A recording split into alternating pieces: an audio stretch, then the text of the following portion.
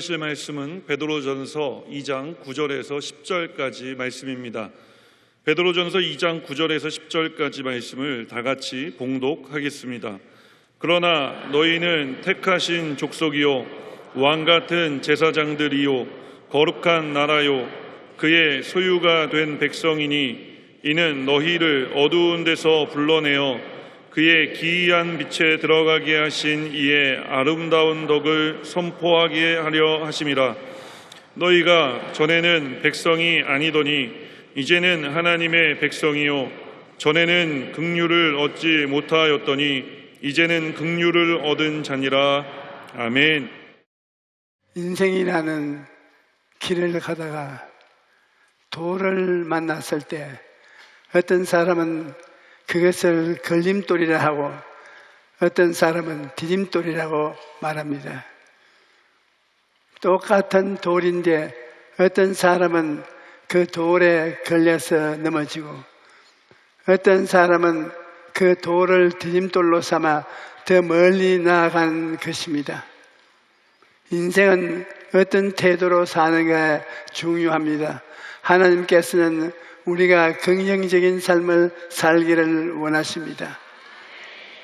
그러면 어떻게 해야 긍정적인 삶을 살아갈 수 있을까요? 첫째로 긍정적인 삶을 살기 위해서는 자기 자신을 존중해야 합니다.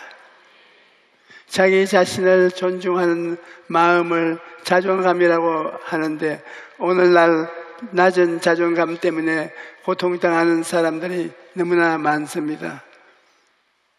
최근 연구에 따르면 사람들이 행복하지 않은 가장 큰 이유가 바로 낮은 자존심 때문이라는 것입니다.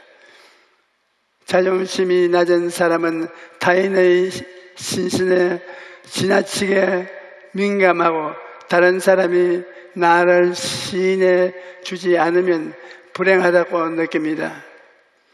그리고 인간관계에 있어서도 지나치게 자기 방어적이거나 지나치게 공격적이기 때문에 다른 사람들과 함께 살기가 힘듭니다.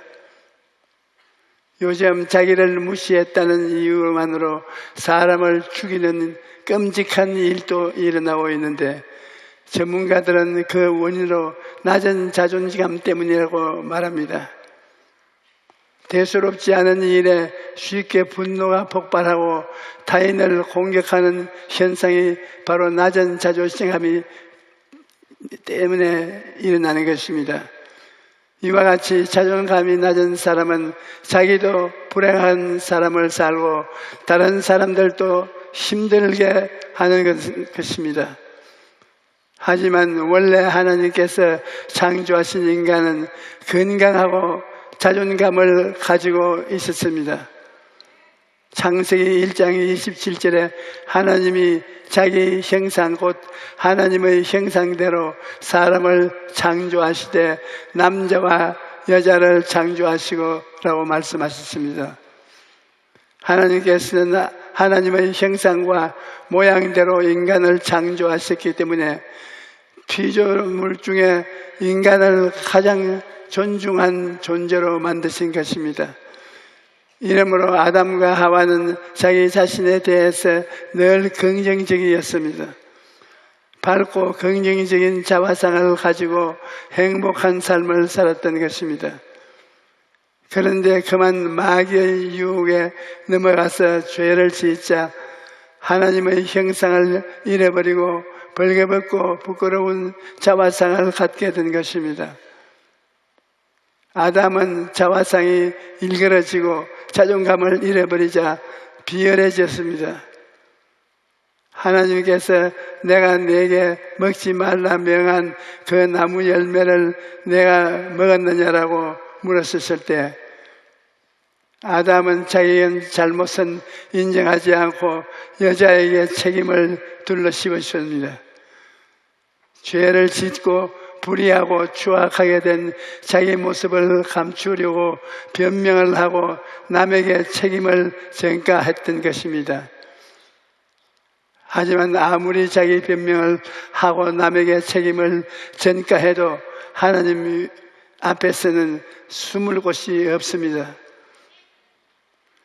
인간의 힘으로서는 하나님 앞에서 부끄러운 죄를 덮을 수가 없는 것입니다. 죄로 인해 일그러진 자화상이 달라지려면 회개하고 예수님을 믿어야만 합니다. 예수님께서는 우리의 벌거벗은 자화상과 비천한 자존심을 대신 짊어지고 십자가에 죽으심으로 우리를 하나님의 형상으로 회복시켜 주신 것입니다.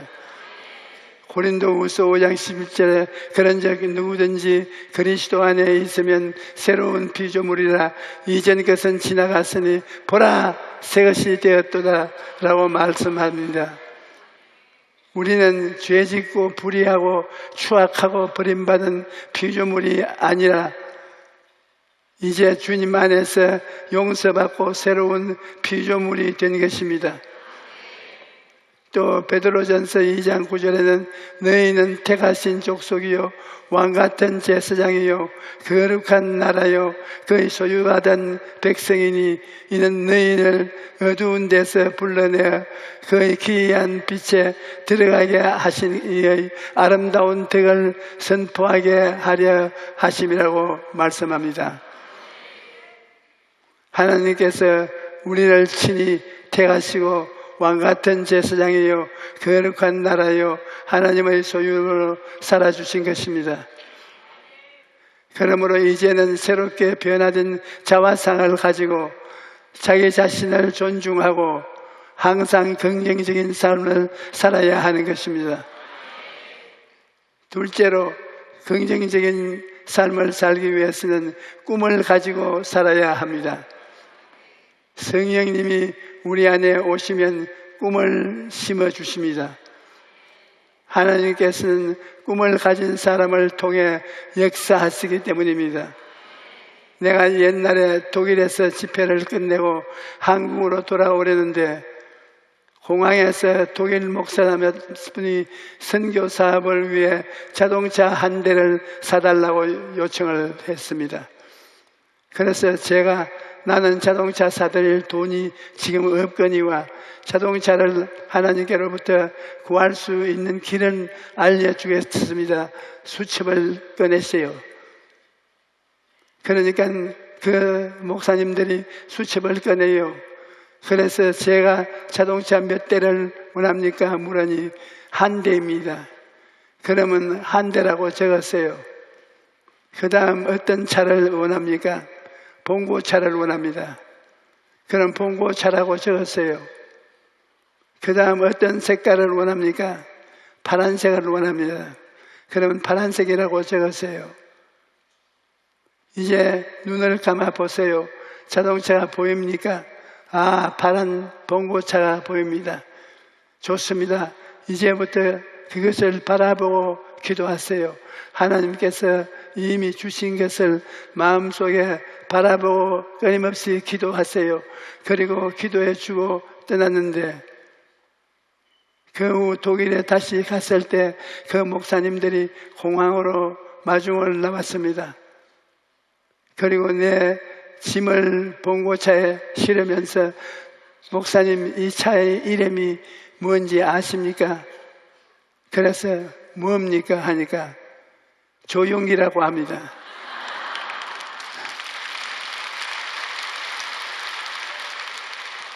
그때 가르쳐 준 대로 기도하니까 하나님이 응답해 주셔서 차에다가 내 이름을 붙였다는 것입니다.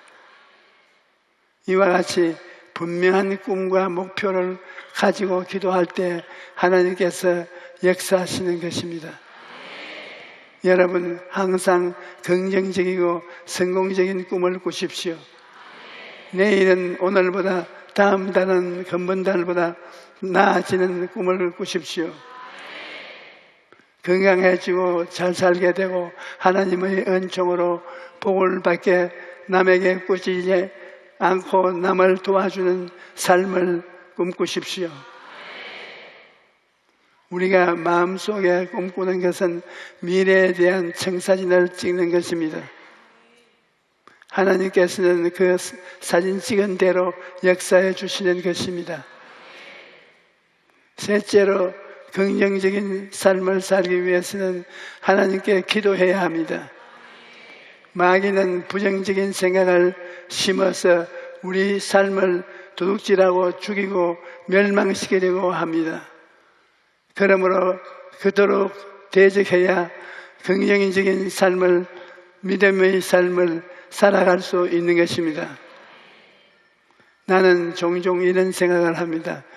에덴 동산에서 마귀가 아담과 하와를 유혹했을 때, 만일 아담과 하와가 그 자리에 엎드려서 하나님, 우리가 유혹에 넘어가지 않도록 도와주옵소서라고 기도했다면 마귀의 유혹에 넘어가는 일은 없었을 것이라 생각을 해봅니다. 예수님께서는 마귀의 유혹을 이기셨습니다.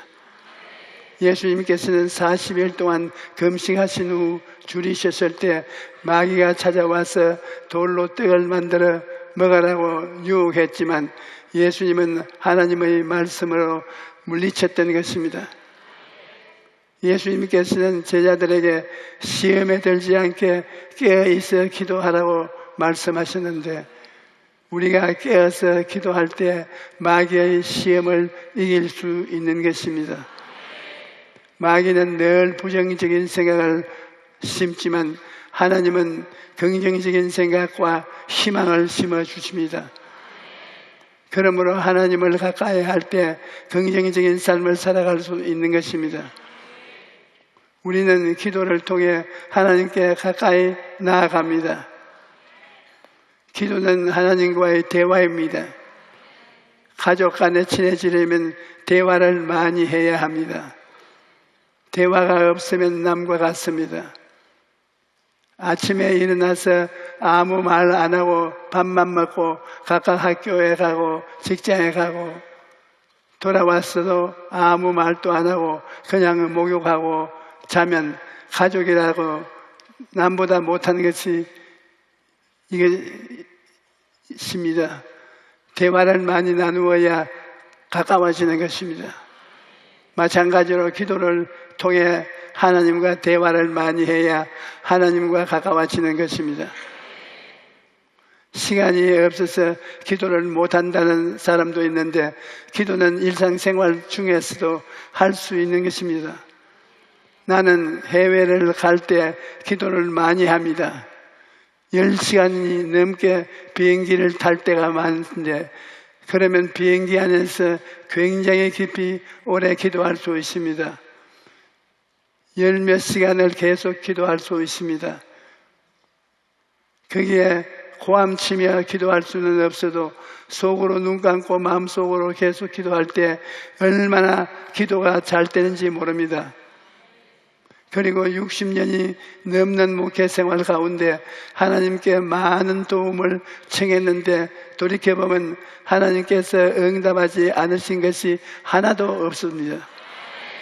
기도는 즉각 응답되는 것도 있고 서서히 응답되는 것도 있고, 나에게 해가 되기 때문에 하나님이 안 된다고 하실 때도 있지만 그것 또한 응답인 것입니다.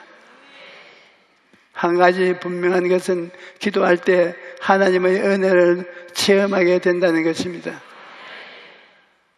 수레바퀴에 기름을 치지 않으면 삐걱거리는 소리가 나고 힘들게 겨우겨우 굴러갑니다. 그러나 기름을 치면 소리도 안 나고 부드럽게 굴러가는 것입니다. 여러분의 삶 속에도 하나님의 은혜가 있으면 인생이 시끄럽지 않고 고요하며 아주 순탄하게 굴러가는 것입니다.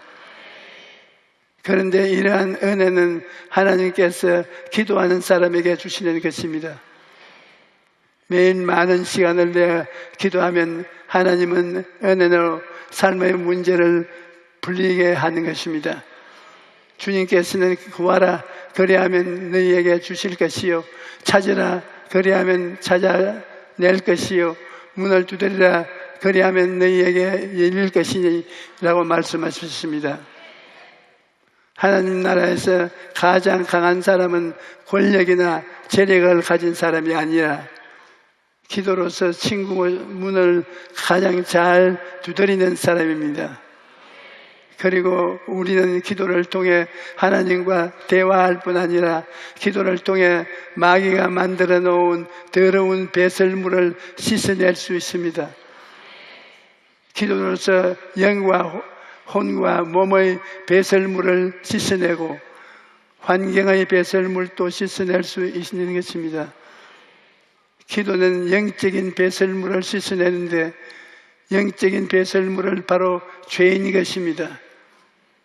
우리는 육신의 연약함 때문에 알게 모르게 죄를 지을 때가 있는데 날마다 회개 기도를 통해 죄를 씻어내는 것입니다. 죄를 날마다 청소해야 먼지와 티끌이 쌓이지 않는 것입니다. 날마다 회개 기도로 우리 영혼을 청소해야 하는 것입니다. 기도는 사람을 그 영혼이 잘 되고 정돈되고 깨끗함과 집이 청결에 대해서 하나님이 기쁘게 거하는 처소가 되는 것입니다. 그리고 질병이라는 육체적인 배설물도 기도로 씻어낼 수 있습니다. 오래전 일인데 아직도 기억이 납니다. 한 할머니가 아이를 데리고 왔는데 신장염이 너무 심해서 병원에서도 더 이상 방법이 없으니 퇴원을 하라고 한 것입니다.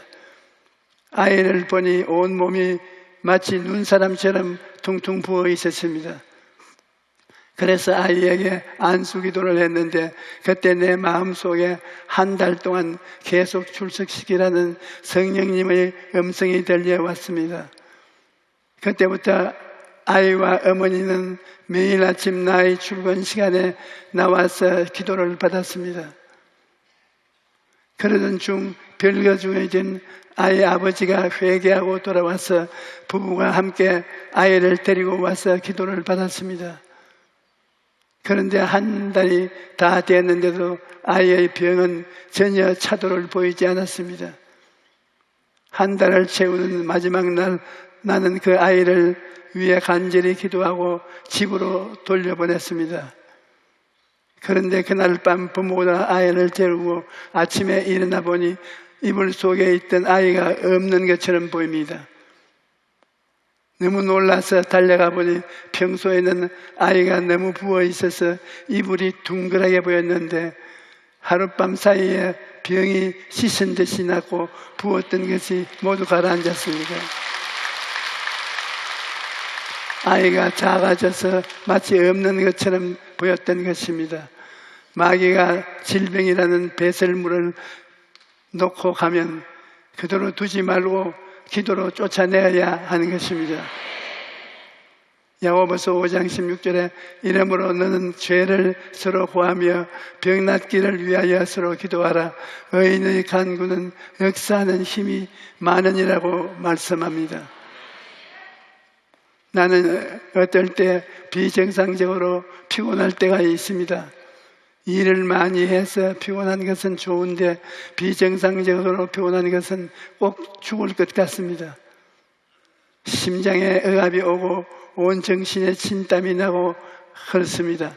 비정상적으로 피곤할 때 이것은 마귀가 나를 누르고 있구나.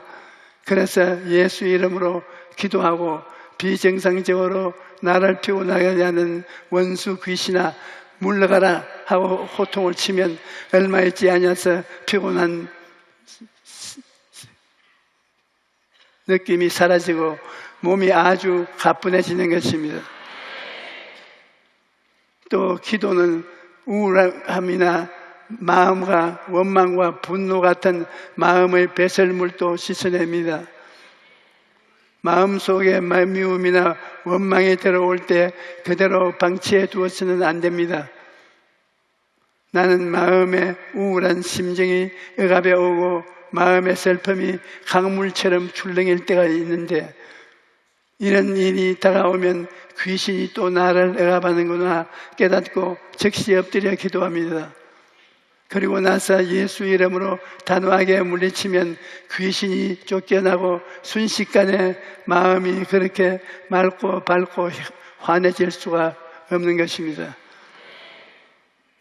마음의 미움이 들어와서 고통스러울 때에도 죄를 회개하고 예수 이름으로 마음을 내어 쫓아서 마음의 속에 있는 귀신을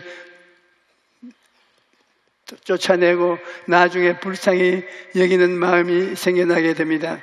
그리고 기도는 가난과 저주라는 환경적 배설물도 씻어냅니다. 사람이 가난하지만 비굴하지 않고 청빈한 모습으로 사는 것은 칭찬받을 만한 일입니다. 그러나 어떠한 목적이나 가치관도 없이 가난에 묶여 비참한 삶을 살아가는 것은 그렇지 않습니다. 가난이란 삶의 희망을 빼앗았고 인간의 존엄성도 짓밟아 버립니다. 그러므로 우리는 기도로서 가난을 물리쳐야 하는 것입니다. 사람은 큰 어려움을 당했을 때 이제 다 끝났다라고 말합니다. 하지만 예수님을 믿는 사람은 그렇게 말해서는 안 됩니다. 다 끝났다가 아니라 아직 늦지 않았다라고 말해야 합니다. 왜냐하면 우리에게 아직 기도가 남아있기 때문입니다. 아직도 늦지 않았다는 건 말처럼 좋은 것은 없습니다. 왜냐하면 희망을 주는 말이기 때문입니다. 하나님은 우리에게 언제나 아직 늦지 않았다고 말씀하십니다. 우리가 기도하면 하나님께서 우리 삶에 개입하셔서 문제를 해결해 주시고 길을 열어 주시는 것입니다. 그러므로 어떠한 상황에 있다 할지라도 끝났다라고 말하지 말고 아직도 늦지 않았다라고 말하십시오. 그리고 다시 일어나 기도하십시오. 그러면 하나님께서 여러분을 위해 친히 일하여 주시는 것입니다. 나의 삶과 사역에 있어서 가장 큰 원동력은 바로 기도였습니다. 그동안 나는 기쁠 때나 슬플 때나 어렵고 힘들 때 아프고 외로울 때 늘 기도에 매달렸고 그 결과 기도를 통해 하나님의 능력을 체험할 수 있었던 것입니다. 기도가 연약한 나와 교회를 지탱해 주는 든든한 버팀목이 되어 주는 것입니다. 언제나 위대한 일을 기도하는 사람을 통해서 이루어집니다. 모든 일에 기도를 통해 인생을 하나님과 함께 살아야 됩니다. 하나님과 함께 살면 어떤 일을 만나도 넘어지지 않고 넉넉히 이길 수 있는 것입니다. 어떤 사람들은 할 수 없다, 못한다, 안 된다라고 말합니다. 그러나 여러분이 할 수 있는 것에 최선을 다한다면 여러분이 할 수 없는 것은 하나님께서 책임져 주시는 것입니다. 여러분, 하나님을 믿고 살아가는 사람은 어떠한 상황에서도 긍정적인 삶을 살아가야 합니다. 오늘 예배에 오는 여러분 모두가 건강한 자화상을 가지고 가슴 속에 꿈을 품고 기도함으로써 긍정적이고 적극적이고 창조적인 삶을 살아가시기를 주님 이름으로 축원합니다. 할렐루야.